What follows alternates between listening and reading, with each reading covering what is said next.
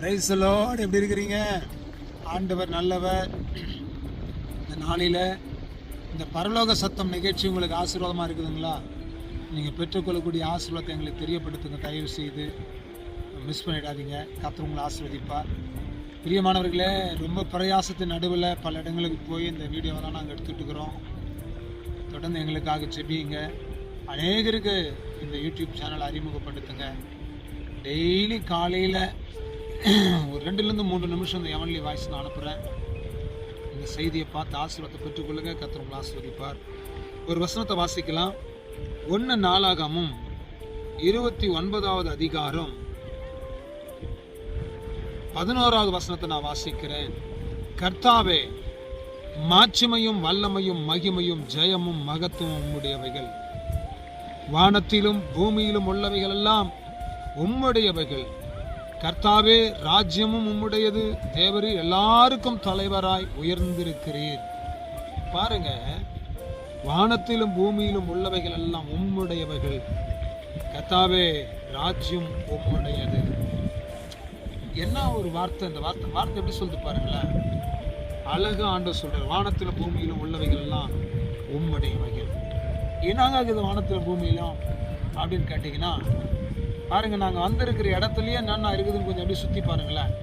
இந்த இடத்தெல்லாம் சுற்றி பார்த்தீங்கன்னா எப்படி படைச்சிருக்காரு பாருங்க.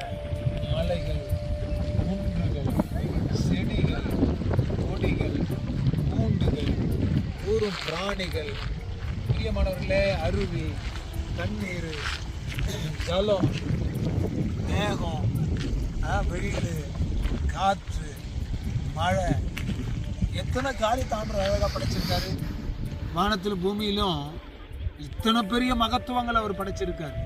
இதெல்லாம் அதிசயம் தானாங்க. எப்படி படைச்சிருக்காரு பாருங்க. ரொம்ப ஆசீர்வாதமா, பிரமிக்கத்தக்கதா ஆண்டவர் எல்லாத்தையும் படைச்சு வச்சிருக்கிறாரு. ஆகையினால இந்த பூமியில் இருக்கிறதெல்லாம் கர்த்தருடையது. அப்படி இருக்கும்போது நீங்க யாருடையவருங்க? மனுஷன் கூட கர்த்தருடையவர்கள் தானே. ஆண்டவர் தானே உங்களை படைச்சு வச்சிருக்காரு. அப்போ அவருடையவர்களாக இருக்கிற நீங்கள் அவருக்கு சாட்சியாக வாழணுமா? வாழக்கூடாது. அவர் சாட்சியாக வாழணும்.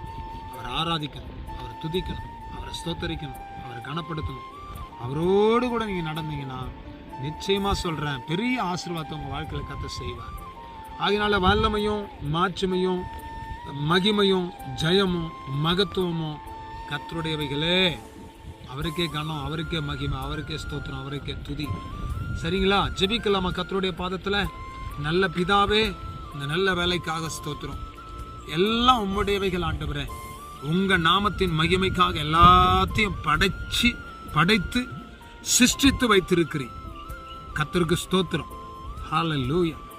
ராக்காலாமா தியாந்தாலாமா எல்லாம் உம்முடையவைகள். மாட்சிமையும் வல்லமையும் மகிமையும் துதியும் கனமும் எல்லாம் உமக்கே சுவாமி.